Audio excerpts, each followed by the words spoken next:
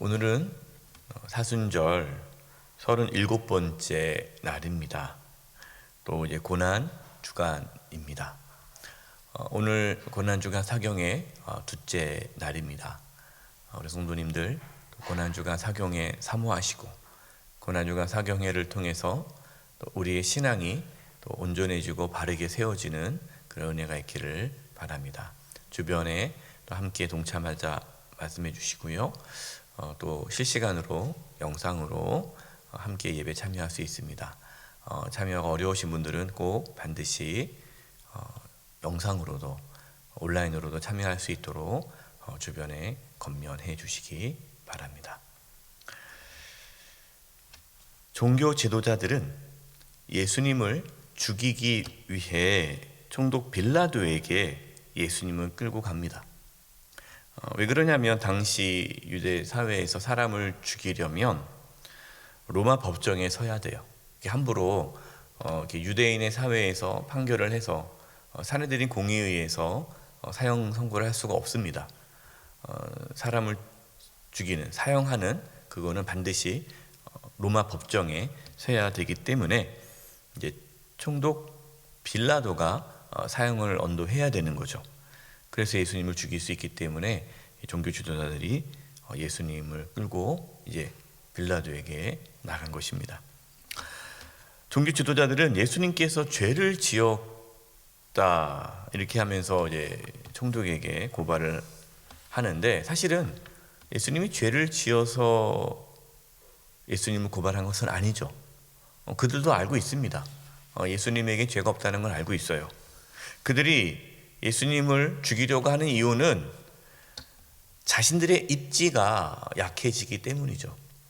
사람들이, 백성들이 예수님을 따르기 때문에 자신들의 영향력이 줄어든 것에 대한 불안함 때문에 예수님을 제거하려는 것이지, 예수님이 죄가 있어서, 죽일 만한 죄가 있어서 그렇게 한 것은 아닙니다. 여러분, 오늘 본문에 나와 있는 종교 지도자들은요, 옳고 그름을 따지지 않아요. 자신의 이권에 따라 행동을 합니다. 2절입니다.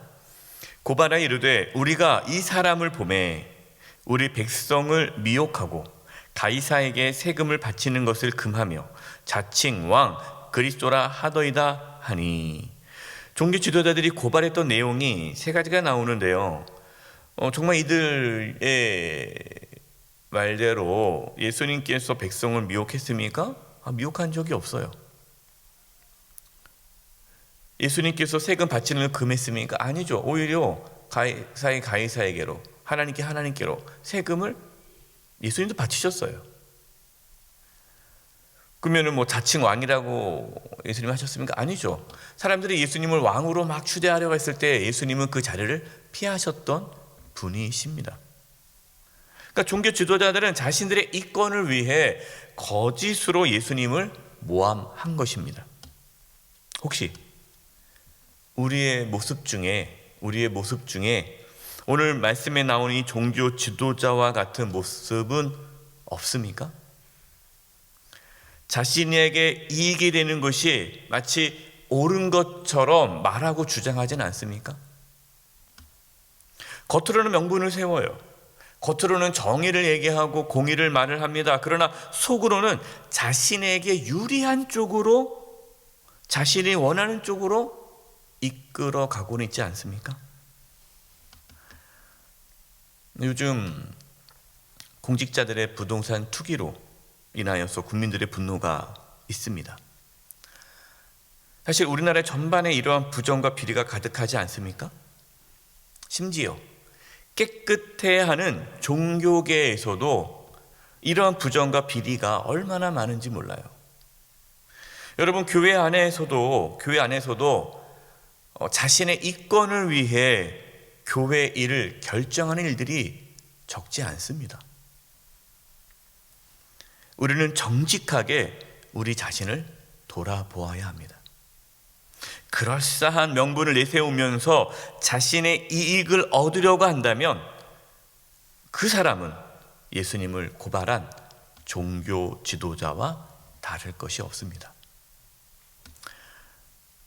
빌라도가 예수님에게 네가 유대인의 왕이냐라고 신문했을 때 예수님은 자신의 안전을 위해 아니다라고 말하지 않으셨습니다. 분명히 지금 이 상황이 정치적인 모함이라는 걸 예수님은 아십니다. 하지만 예수님께서는 내 말이 옳도다라고 대답하셨습니다. 예수님은 환난과 죽음을 피하지 않으시고 하나님의 뜻을 이루기 위해 정면 돌파를 하십니다. 저와 여러분도 예수님처럼 하나님의 뜻을 이루기 위해 피하지 말고 정면 돌파할 수 있기를 바랍니다. 빌라도는 예수님을 신문하면서 예수님께서 죄가 없다라는 것을 알고 예수님의 무죄를 선언하였습니다. 예수님께서 무죄라는 판결을 냈지만 종교 지도자들이 계속해서 예수님을 모함하고 죽여야 한다라고 소동을 피웠습니다. 빌라도는 자신이 책임지기 싫어서 헤롯에게 예수님을 넘깁니다. 왜냐하면 그 당시에 이 갈릴리 지역을 다스리고 있는 왕이 헤롯 왕이기 때문에 예수님이 갈릴리 출신이라 예수님을 헤롯에게 넘기는 거예요. 헤롯 왕은 예수님을 만나자 아주 기뻐했습니다. 그 이유가 뭡니까? 예수님에 대한 소문을 들었기 때문에 예수님을 꼭 보고 싶었어요. 근데 이제 헤롯 왕이 기대하는 것은 뭐냐면 예수님의 기적입니다. 8절입니다. 헤롯이 예수를 보고 매우 기뻐하니 이는 그의 소문을 들었으므로 보고자 한지 오래였고 또한 무엇이나 이적 행하심을 볼까 바랐던 영고로라. 헤롯이 예수님을 보고 싶었던 이유는 예수님께서 그동안 베풀었던 기적에 대해서 이야기를 들은 거예요. 예수님께서 놀라운 기적을 베푸셨다. 여러분, 이 오병이의 기적 얼마나 놀라운 일입니까? 또 눈먼 자를 눈뜨게 하고 문둥병도 고치고 나병도 고치고 귀신 들린 자를 고치고 많은 기적을 베푸셨어요. 예수님께서 이 놀라운 기적을 행하실 것을 기대하고 그것을 보고 싶어서 예수님을 만나고 싶었습니다. 여러분, 헤롯은요 예수님이 전하신 그 하나님의 말씀에 대해서는 관심이 없었습니다. 하나님의 나라 관심이 없어요. 진리가 궁금하지 않습니다. 단지 기적만을 보고 싶었습니다. 오늘 본문에 나와 있는 헤롯 왕처럼 예수님을 통해 자신에게 기적이 일어나기를 바라는 분들이 있어요. 예수님 믿으면 복을 받는다. 예수 믿으면 병이 낫는다. 사업이 잘 된다. 자식이 잘 된다. 내 삶에 기적이 필요한데 지금 내가 너무 살기 힘든데 예수님 믿어볼까? 혹시 예수님 믿으면 나도 그런 기적이 일어날까? 이렇게 기적을 바라면서 예수님을 믿는 자들이 오늘날도 있다라는 거예요. 혹시 여러분 어떤 기적을 바라기 위해 이 새벽에 나와서 기도하신다면 그분은 헤롯 왕과 같은 분이에요.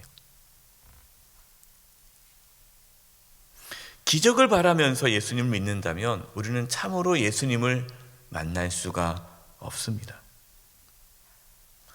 예수님께서 전하신 그 진리의 말씀에 귀를 기울이십시오.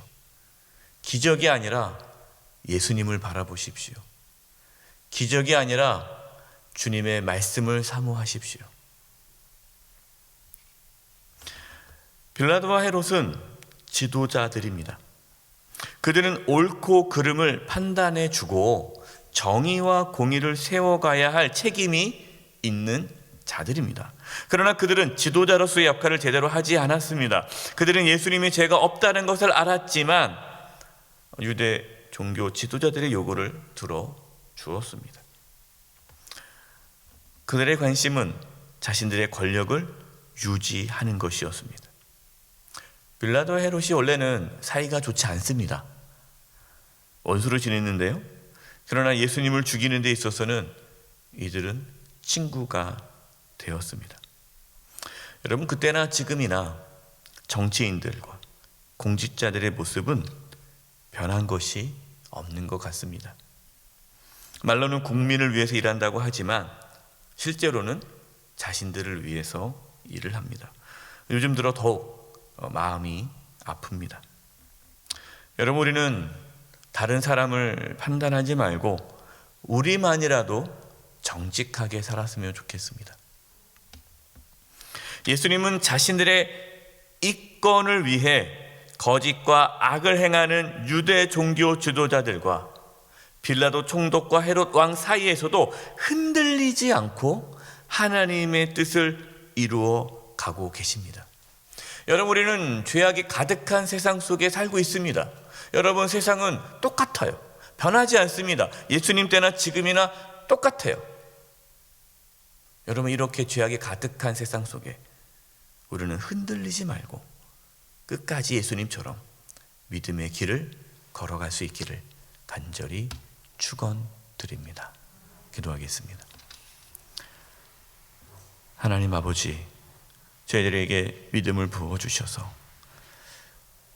불의와 악이 가득한 이 세상 속에서도 흔들리지 않고 타협하지 않고 물들지 않고 올곧이 예수님을 따라 믿음의 길을 걸어갈 수 있도록 도와주시옵소서.